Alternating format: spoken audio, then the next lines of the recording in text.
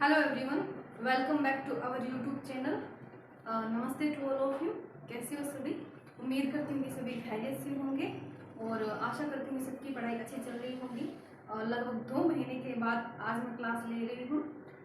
Hartley sorry, क्योंकि 2 महीने से मैं क्लास नहीं ले पा रही थी, क्योंकि 1 महीना तो सीधा रमजान में चला गया। उसके बाद में तबीयत ठीक नहीं थी, इस वजह से मैं क्लास नहीं ले पाई। डियर स्टूडेंट्स, आपसे माफ़ी चाहूँगी कि मैंने 2 महीने क्लास मिस की उसके लिए। लेकिन आज के बाद आपकी जो क्लासें रह गई थी उसे अपन प्रॉपर तरीके से आपको पढ़ाएंगे, और जो क्लासें रह गई थी उनकी डिस्कशन भी अपन बाय रिकॉर्डेड वीडियो आपको देंगे। क्लियर है? तो आज की क्लास में अपन जानेंगे केक के बारे में। केक होता क्या है? जो लास्ट क्लास अगर आपको याद हो, अपनी भाग नंबर 5 चल रहा था, संघ सरकार। याद है? याद है या नहीं है? भूल गए? 2 महीने हो गए और आज अपन रिस्टार्ट करते हैं। तो please welcome back to our YouTube channel Udaan classes Nohar की तरफ से आप सभी का हार्दिक अभिनंदन। डियर स्टूडेंट्स, जल्दी से अपनी क्लास को स्टार्ट करें। फिर जल्दी से अपनी क्लास को स्टार्ट करते हैं। आज की क्लास रहेगी अपनी केक से रिलेटेड। बहुत ही छोटा टॉपिक है केक, उसके बारे में थोड़ा सा जान लेते हैं क्या है केक। जैसा कि लास्ट आपने कहा था कि हमें राजस्थान की पॉलिटिक्स करवानी है, तो उसके बाद में अपन राजस्थान की पॉलिटिक्स भी करेंगे। आज की क्लास लास्ट है संघ सरकार की। All is clear? देखिए केक, first of all political science. Clear है? अपन पढ़ेंगे केक के बारे में। केक होता क्या है? Controller and auditor general of India. Clear? क्या होता है? Controller and auditor general of India. लेखा जोखा परीक्षक जिसे अपन बोलते हैं हिंदी में, उसी की बात करें। कंट्रोलर यानी नियंत्रक, महालेखा परीक्षक। All is clear? General of India, auditor general of India. के की अपन बात करेंगे, जो कि एक संवैधानिक पद है, और जो डॉक्टर BR अम्बेडकर थे, जो प्रारूप समिति के अध्यक्ष थे। याद है? डॉक्टर BR अम्बेडकर, उनकी बात करें तो इन्होंने क्या कहा है केक के बारे में कि बहुत ही महत्वपूर्ण क्या है, आधिकारिक पद है।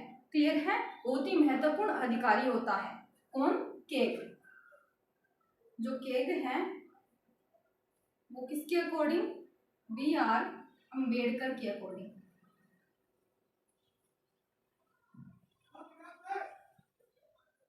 क्या होता है? महत्वपूर्ण अधिकारी। All is clear?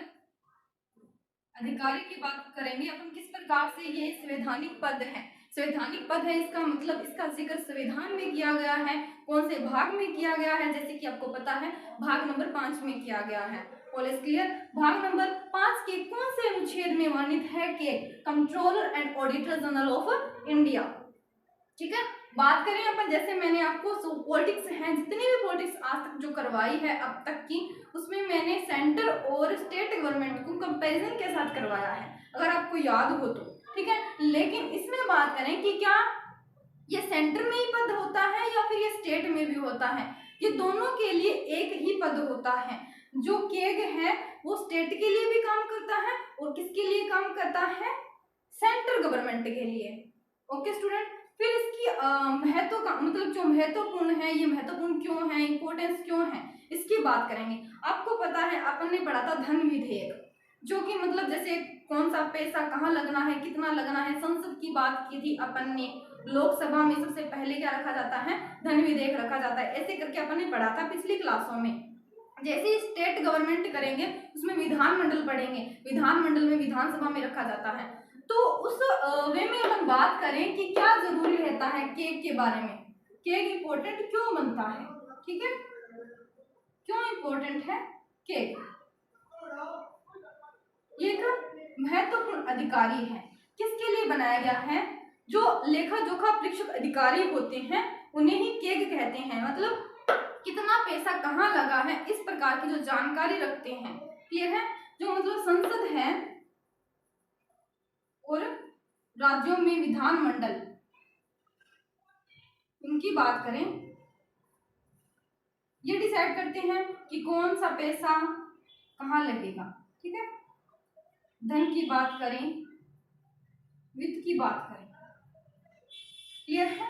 जो फाइनेंशियल जितना भी फंडा होता है वो संसद और विधानमंडल संभालते हैं, लेकिन इन पे भी निगरानी रखने के लिए एक आधिकारिक पद बनाया गया है जो मोस्ट इम्पोर्टेंट पद है। ओके स्टूडेंट्स, जो कैग है उसे ही मोस्ट इम्पोर्टेंट कहा है। किसने कहा है? डॉक्टर बी आर अम्बेडकर ने। All is clear. First of all अपन बात करेंगे किसके बारे में? कैग के बारे में। किसका काम क्या होता है, ठीक है, इसकी नियुक्ति किसके द्वारा की जाती है, क्या ये त्याग पत्र भी देता है, इसके काम क्या क्या होते हैं। All is clear. इतनी चीजें क्लियर हुई कि जो कैग है वो भाग नंबर 5 में उसका उल्लेख मिलता है। कौन सा आर्टिकल है? इसके लिए 4 आर्टिकल हैं। आर्टिकल 148 से लेके आर्टिकल 151। उसके बाद अपन डिस्कस है जो आर्टिकल्स हैं उनकी बात लास्ट में करेंगे, उससे पहले जानेंगे ये क्यों जरूरी है। ये नियंत्रक है और महालेखा परीक्षक भी है।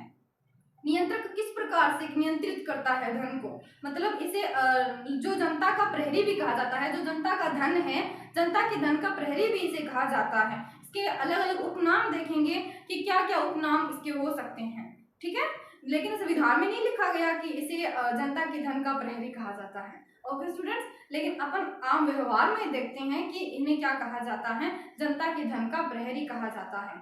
All is clear. क्या प्रोसेस रहती है संसद में, विधानमंडल में? फिर स्टार्ट करिए अपनी क्लास को, आगे बढ़ाते हैं इसी के साथ कैग के बारे में। ठीक है, चलिए। जैसे कि डॉक्टर बी आर अम्बेडकर ने क्या कहा है? सबसे इम्पोर्टेंट पद कहा है, इम्पोर्टेंट अधिकारी कहा है। किसे? कैग को। क्लियर है। कैग की बात कर रहे हैं अपन। बी आर अम्बेडकर की अपन ने थोड़ी सी बात की। अब अपन देखते हैं कि जो इसका काम क्या होता है। जो वित्तीय प्रणाली है, यानी सरकार के लिए जो वित्तीय प्रणाली है उसकी देख रेख निगरानी करना, उसकी जांच पड़ताल करना किसका काम होता है मेनली? तो किसका होता है? कैग का, controller and auditor general of India, जो कि वर्तमान में कौन है? गिरीश चंद्र मुर्मू। क्लियर है। अब बात करें अनुच्छेद की और भाग की, तो भाग नंबर 5 संघ सरकार अपनी चल रही है और चल रही थी। लास्ट क्लास में अपन ने सुप्रीम कोर्ट के बारे में शायद पढ़ा था।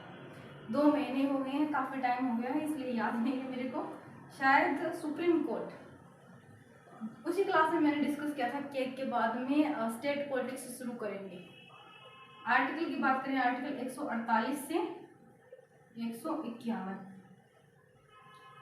148 नंबर आर्टिकल में कैग का ही जिक्र है। उसके बाद में 149 शक्ति और कार्य किसके? कैग के। ओके। 150 की बात करें, इसमें लेखा के प्रकार हैं, लेखा के प्रकार। ये है 151। 151 की अपन बात करें तो इसमें प्रतिवेदन यानी रिपोर्ट, और किसे प्रस्तुत करेगा, कौन प्रस्तुत करेगा, उसकी भी अपन डिस्कस करेंगे, डिटेल के साथ करेंगे।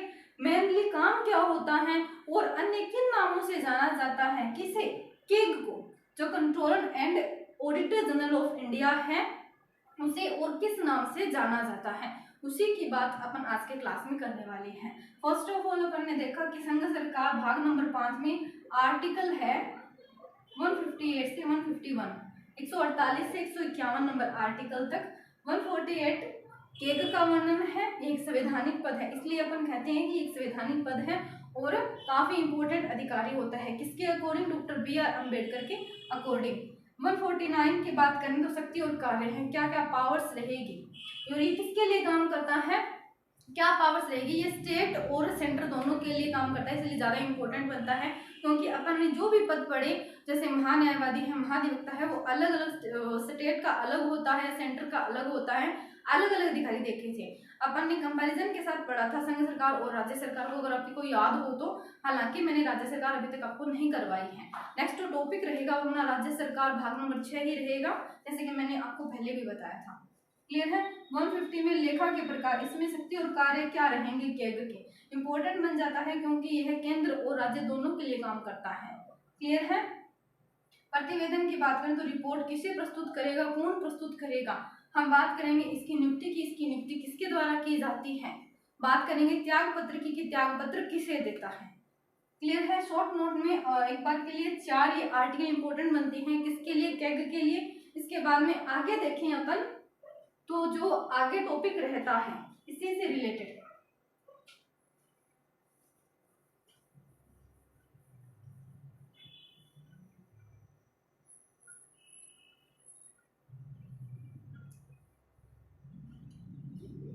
क्लियर हो रही है सारी चीजें। फर्स्ट ऑफ ऑल अपन के को 2 भागों में बांटते हैं, एक होता है नियंत्रक और एक लेखा परीक्षक। क्लियर है। एक होता है नियंत्रक और एक होता है लेखा परीक्षक। All is clear. कंट्रोलर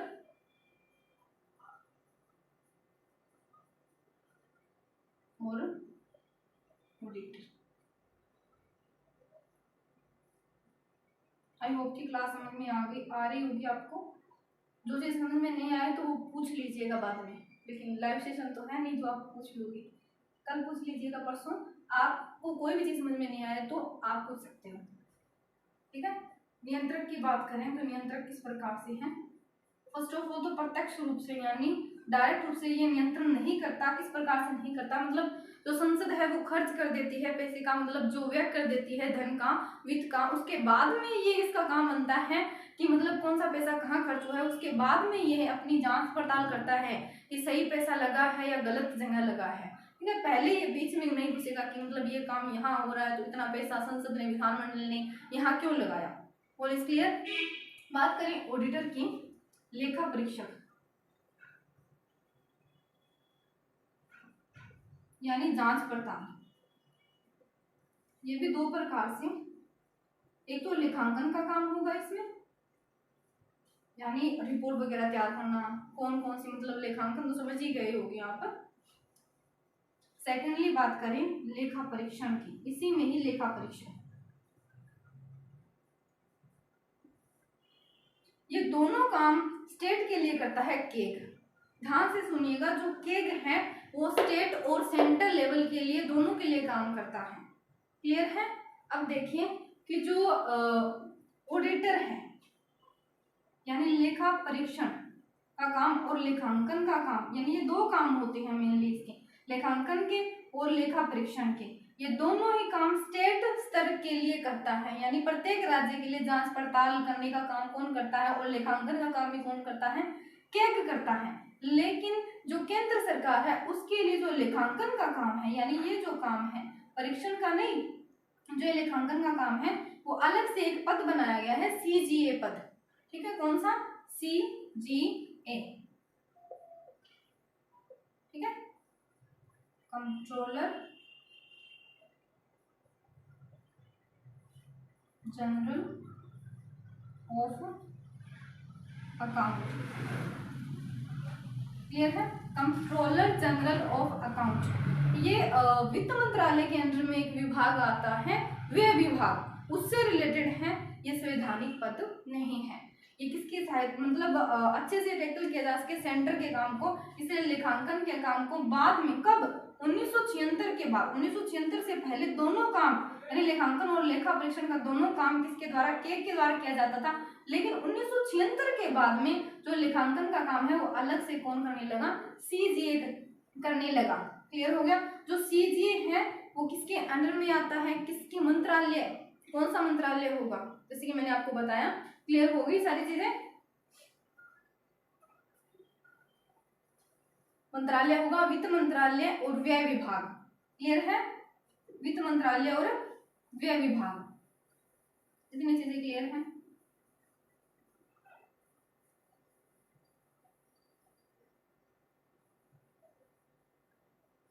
जो 148 है उसी में लिखा गया है केक के बारे में। 148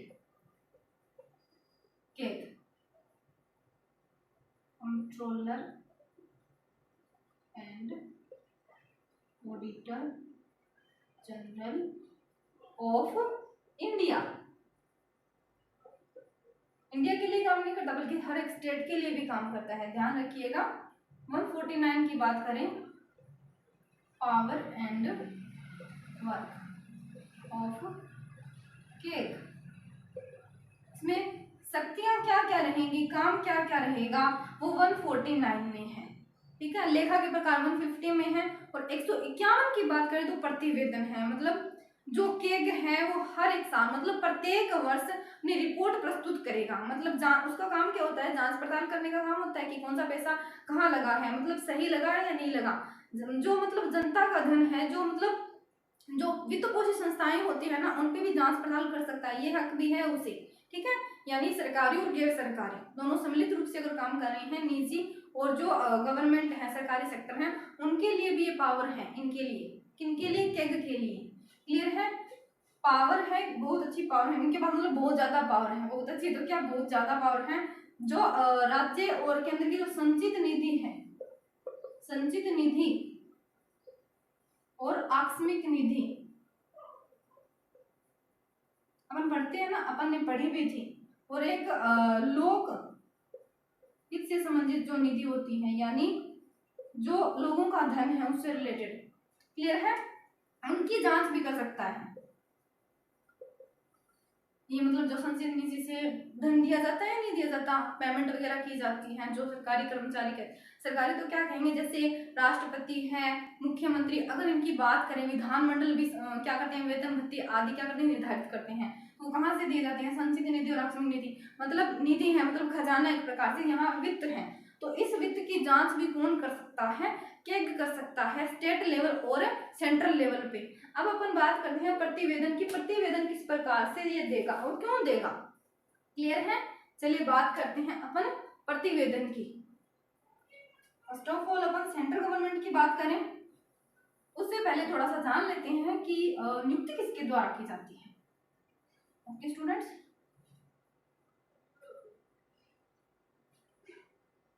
फर्स्ट ऑफ ऑल नियुक्ति राष्ट्रपति करते हैं, ठीक है। फिर त्याग पत्र भी किसे देगा, राष्ट्रपति को। हटाना या पद मुक्ति या रिमूवल, इनकी बात करें, जैसे सुप्रीम कोर्ट के न्यायाधीश के लिए अपन ने पढ़े थे 2 आधार, वही 2 आधार रखे गए हैं केग को हटाने के लिए, ठीक है। 2 आधार मैं पहले ये क्यों बता रही हूँ, नियुक्ति किसके द्वारा और त्याग पत्र क्यों, क्योंकि ये जो प्रतिवेदन है वो किसे सौंपेगा, राष्ट्रपति को, और स्टेट लेवल की बात करें तो राज्यपाल को, वो इसके बाद में अपन डिस्कस करेंगे। पहले थोड़ा सा ये जान लेते हैं, ठीक है। 2 आधार हैं, एक तो है सिद्ध कदाचार, जो अपन ने पहले भी पढ़ा था अगर आपको याद हो तो, असमर्थता, याद है, सिद्ध कदाचार और असमर्थता 2 आधार पे इन्हें पद मुक्ति रिमूवल से हरा सकता है, अन्यथा नहीं। नियुक्ति राष्ट्रपति, त्यागपत्र राष्ट्रपति, ये भी किस प्रकार से, मतलब संसद में विशेष बहुमत से, ये भी आपको बताया था विशेष बहुमत क्या होता है, ठीक है। पारित हो गया तब भी राष्ट्रपति हटा सकता है, कौन हटाएगा, राष्ट्रपति, क्लियर है, समझ में आ रहा होगा।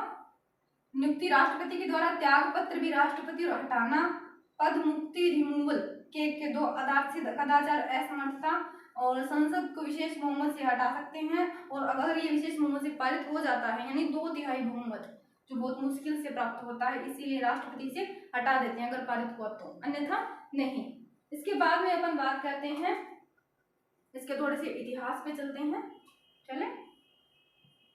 बात आती है 1858 की, तत्कालीन वायसराय थे लॉर्ड कैनिंग, उस समय इस पद का सृजन किया गया था, जो केग पद है उसका।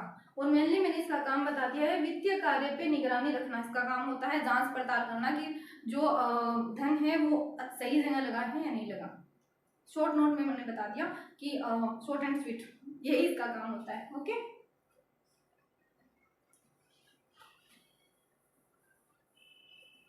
अब बात करें अपन, थोड़ी सी बात कर लेंगे इसकी हिस्ट्री की। 151, फिर अपन आर्टिकल 151 की बात करेंगे। अपन हिस्ट्री थोड़ी सी देख लेते हैं इसकी, क्या इतिहास रहा है। ठीक है, देखिए 1858 की अपन बात करें, लॉर्ड कैनिंग के द्वारा अधकास्ट्रेशन। ठीक है, उसके बाद में 1919 अधिनियम वगैरह अपन ने पढ़े ही थे, थोड़ी छोटी मोटी बातें रह गई होगी तो यहीं हो जाएंगी। ठीक है, 1919 की बात करें, विधानिक दर्जा, क्लियर है। फिर बात आती है 1935, थोड़ी सी पावर और दे दी गई है। फिर आपको पता है ऐसे करते 1947 में अपना भारत क्या हो जाता है, आजाद हो जाता है, और 1950 में भारतीय संविधान लागू। ऐसे करके अपने संविधान में इसे जगह दे दी जाती है, संवैधानिक पद घोषित कर दिया जाता है, संवैधानिक पद का दर्जा दे दिया जाता है जो controller and auditor general of India है उसे, यानी केग हो। ध्यान रखिएगा जो सीजीए है वो क्या है, संवैधानिक पद नहीं है, लेकिन केग एक संवैधानिक पद है। क्लियर है। अब अपन पढ़ते हैं 151। इसके अलावा थोड़ा सा ये भी पढ़ते हैं कि स्टेट पे कौन किसे अपनी प्रतिवेदन देता है, 151 में ही आ जाएगा ये। ठीक है, क्लियर है। अब देखिए, अब बात करें अपन 151 की। प्रतिवेदन मैंने आपको बताया 151,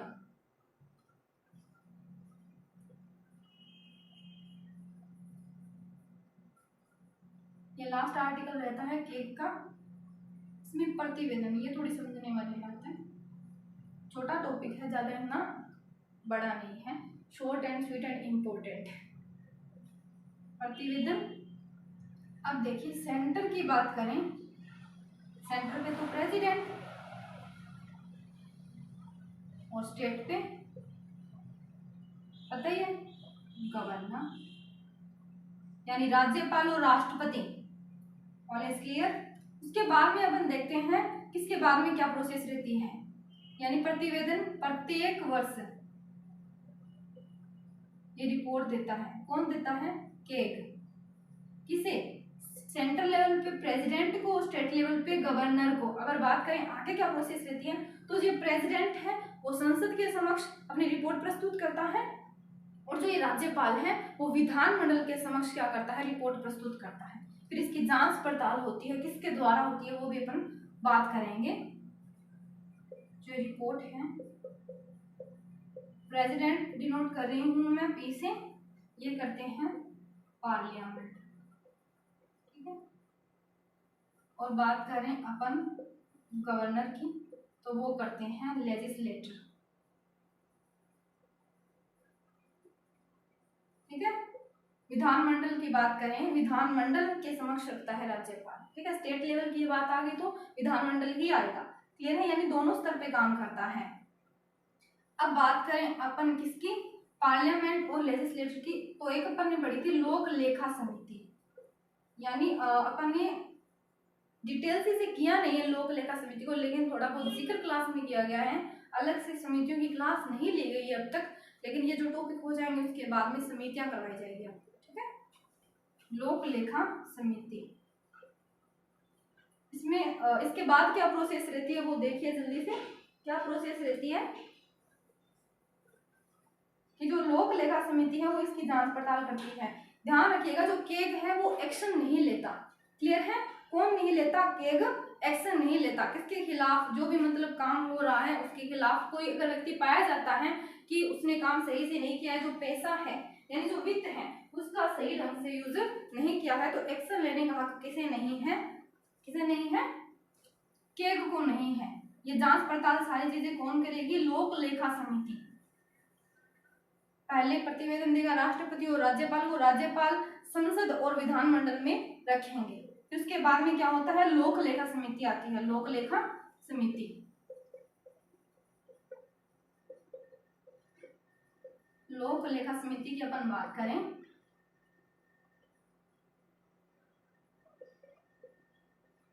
यानी PAC, public account committee. Clear है। पब्लिक अकाउंट कमेटी, लाइक जिसे अपन कहते हैं पीएससी लोक लेखा समिति, इसमें टोटल 22 सदस्य होते हैं। और मजे की बात यह है कि इसमें मंत्री एक भी शामिल नहीं होता। क्यों नहीं होता? क्योंकि जो कार्यपालक अधिकारी होते हैं, आपको पता है जो मंत्री वगैरह होते हैं, और आपको पता है कि नियुक्ति की जाती है राष्ट्रपति के द्वारा, वो भी एक कार्यपालिका अधिकारी होता है। अपन ने शुरुआत में पढ़ा था राष्ट्रपति, अगर आपको याद हो तो, ठीक है। तो कार्यपालिका में शामिल होता है राष्ट्रपति, और मंत्रियों की बात करें तो इसमें मंत्री एक भी शामिल नहीं होता, यानी ये सारा फंडा निष्पक्ष रूप से जांच पड़ताल की जाती है। क्लियर है।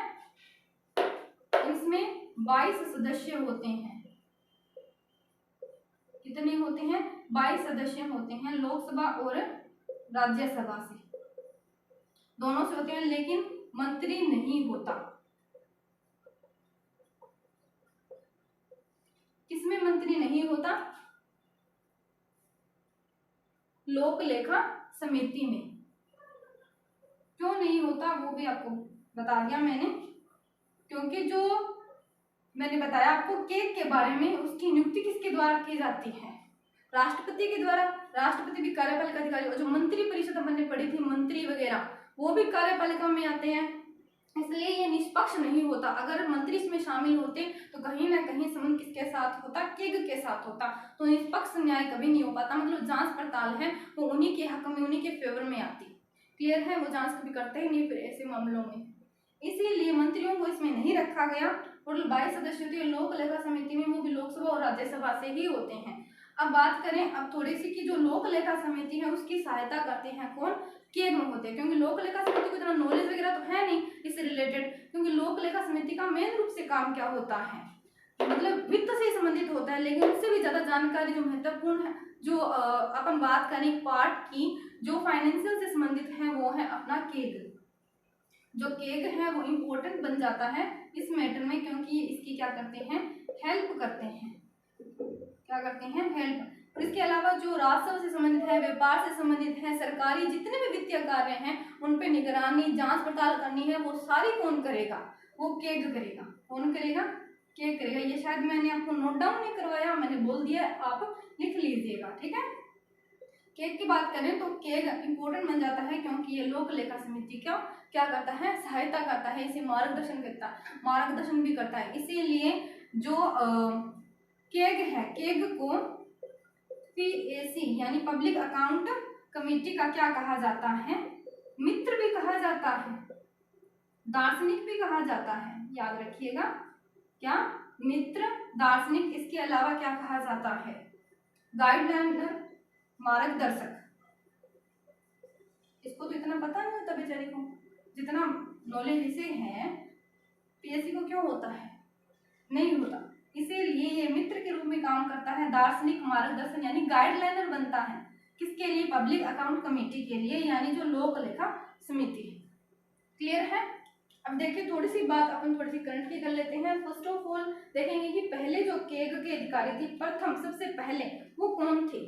थोड़ी सी बात अपन कर लेते हैं, इतनी ही इंपॉर्टेंट बनती है, इससे रिलेटेड बातें थी वो सारी मैंने आपको बता दी।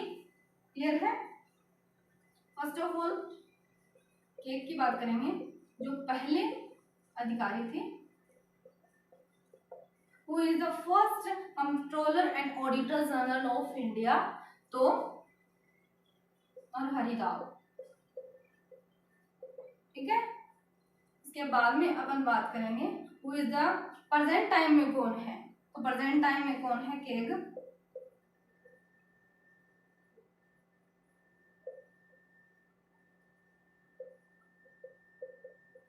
गिरीश चंद्र मुर्मू। क्लियर है।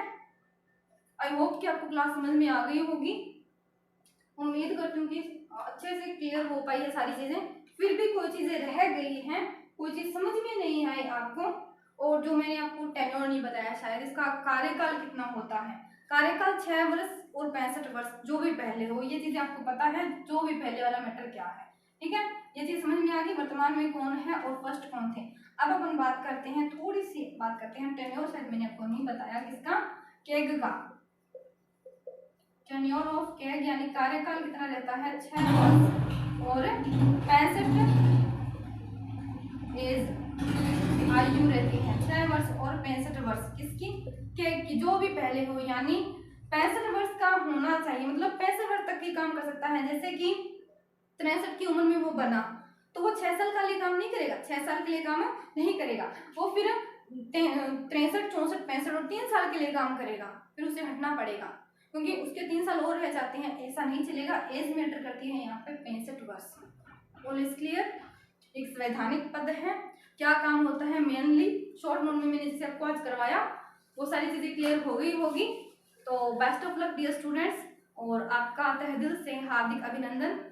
Best wishes from Udaan classes Nohar. Thank you very much.